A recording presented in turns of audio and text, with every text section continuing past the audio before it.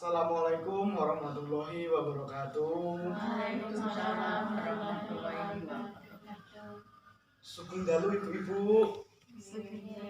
Sugeng dalu selamat malam. Bismillahirrahmanirrahim. Alhamdulillahirabbil alamin. Wa binasta'inu ala umuri dunya waddin wa ala alihi wa sahbihi ajmain. Qala rabbi ishrah li sadri wa yassir li amri wa hlul 'uqdatam min lisani yafqahu qawli. Amma ba'du. Puji syukur kehadirat Allah, Zat yang Maha Kuasa, yang memberikan nikmat, menggerakkan niat, serta yang meringankan langkah kaki ini sehingga kita bisa berkumpul di sini dalam keadaan sehat walafiat. Semuanya ibu-ibunya sehat ya, walaupun pertemuan kelompoknya sekarang kita malam. Karena tadi diajak pertemuan kelompok siang, ibu-ibunya masih sibuk di kebun katanya. Jadi kita pertemuannya malam aja untuk hari ini. Sholawat seiring salam semoga tetap kita limpahkan kepada junjungan kita Nabi Muhammad Sallallahu Alaihi Wasallam. Bu, sehat ya? Sehat semua ya, semangat ya walaupun dingin-dingin malam-malam kita pertemuan kelompok. Sehat. Seperti biasa, nambahnya aja sehat. Seperti biasa Bu, kita lakukan pertemuan kelompok. Kali ini kita akan membahas kesimpulan dari materi-materi yang sudah kita lalui tadi. Langkah demi langkah materi sudah kita lewati. Tadi emang kita pertemuan kelompok judulnya apa Bu?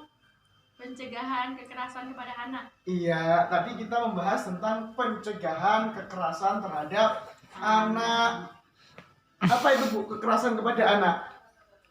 Ya, bentak-bentak, mukul bisa jadi kekerasan itu. Itu adalah ciri-ciri dari kekerasan terhadap anak. Jadi gini Bu, materi malam ini kita membahas kesimpulan dari judul pencegahan kekerasan kepada anak. Adapun hal-hal yang bisa kita dapat dari materi malam ini tadi, ada beberapa poin di depan ini Bu. Poin-poinnya. Poin pertama, apa Bu Sipa? Setiap sikap dan perilaku yang membuat anak menderita adalah bentuk kekerasan. Jadi Bu, setiap sikap atau perilaku yang membuat anak menderita adalah bentuk kekerasan yang membuat anak merasa menderita. Baik digepuk, kalau digepuk, dipukul, merasa menderita, merasa sakit enggak anaknya Bu? Sakit. Merasa sakit, itu termasuk bentuk kekerasan fisik. Andaikan anaknya udah tahu nakal tapi dimarahin pakai kata-kata yang tidak baik, itu bentuk kekerasan juga apa bukan Mbak? Bentuk kekerasan juga. Banyak bentuknya Bu. Pokoknya setiap perilaku yang membuat anak menderita, membuat anak tidak nyaman, membuat anak sakit, baik fisik, mental, sosial, adalah bentuk kekerasan terhadap anak. Yang kedua, kesimpulan kedua. Ayo. Cara mendisiplinkan anak tidak harus dengan kekerasan. Cara mendisiplinkan anak tidak harus dengan kekerasan. Pasti Bu, yang namanya anak-anak semuanya pernah nakal. Semuanya pasti pernah nakal, cuma nakalnya ada yang level 7, level 8, level 9. Kalau Bu Sipa ini dulu mungkin nakalnya levelnya udah level 9,5 ini ya Bu. Iya. Oh, level 11 malah ini Bu Sipa. Berarti nakalnya banget, nakal pangkat 2 kalau levelnya 11. Cara mendisiplinkan anak tidak harus dengan kekerasan. Jadi Bu, kalau anaknya nakal, supaya anaknya tidak nakal lagi, untuk mendisiplinkannya tidak harus dengan dipukul. Tidak harus kayak orang dulu. Kalau orang dulu iya, anaknya nakal, bawain sapu, kepuk. Kalau sekarang nggak boleh seperti itu Bu. Yang namanya mendisiplinkan anak harus dengan cara-cara yang lembut. Anaknya dilus-lus. Dok, kenapa kok nakal? Kayak gitulah, pokoknya pinter-pinter ibunya buat nanyain anaknya kenapa kok nakal, supaya besok tidak terulang lagi kenakalannya. Satu tadi, setiap perilaku yang menderita, membuat anak menderita bentuk kekerasan. Yang kedua, membuat anak disiplin tidak harus dengan kekerasan. Yang ketiga, ini yang ibu-ibu lainnya Udah tua-tua jadi melihat tulisannya nggak kelihatan, Bu Sipa aja yang muda.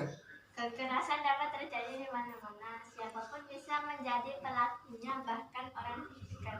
Jadi gini Bu, yang namanya kekerasan itu bisa terjadi di mana-mana.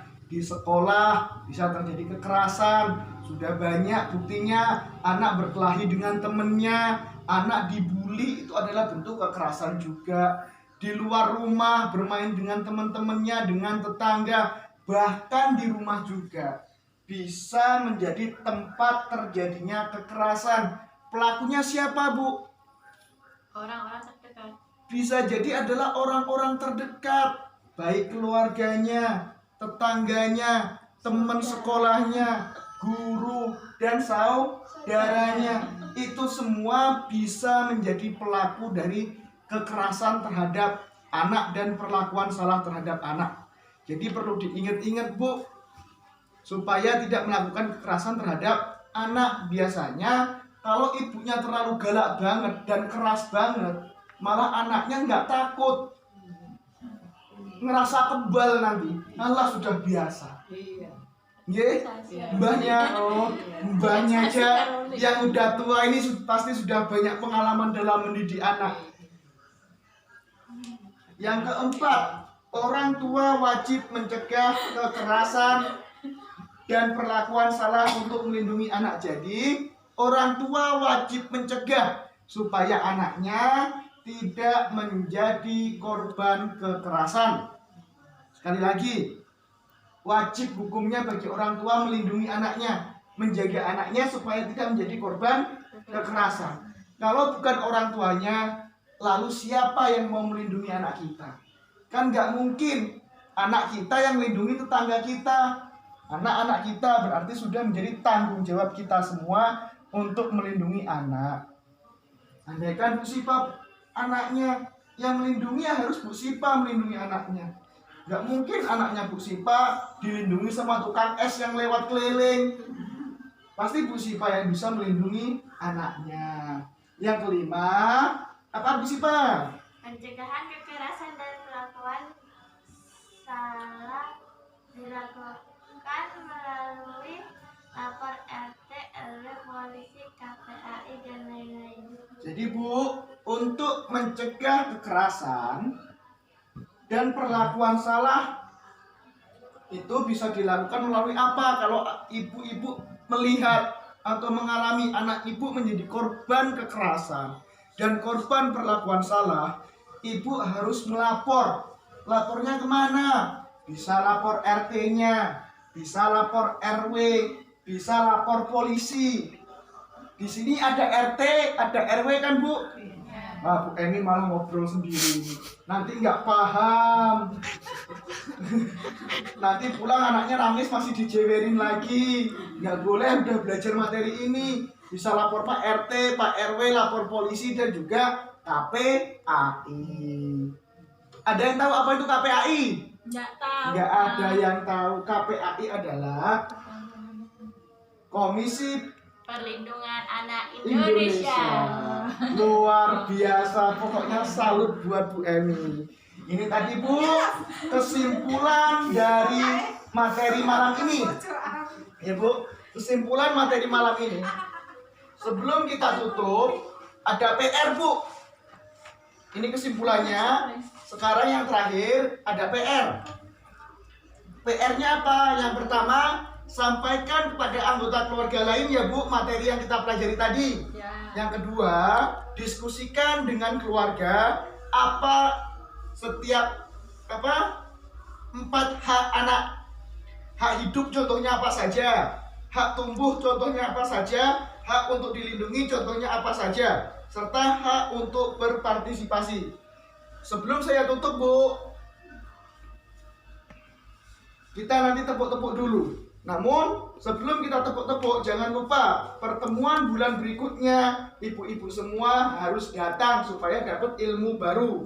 Materi yang selanjutnya di bulan pertemuan yang akan datang adalah apa Bu? Penelantaran dan eksploitasi anak. Supaya hal itu tidak terjadi, maka harus datang. Sekarang kita nyanyi bareng-bareng dulu ya Bu.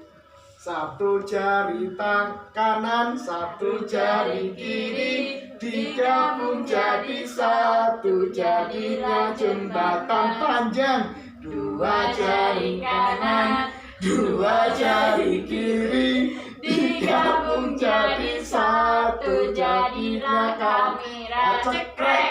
Tiga jari kanan, tiga jari kiri, digabung jadi satu, jadinya menara tinggi. Empat jari kanan, empat jari kiri, digabung jadi satu, jadinya kelinci lompat. Lima jari kanan, lima jari kiri, digabung jadi satu, jadi terima kasih. Saya akhiri, wassalamualaikum warahmatullahi wabarakatuh. Waalaikumsalam warahmatullahi wabarakatuh.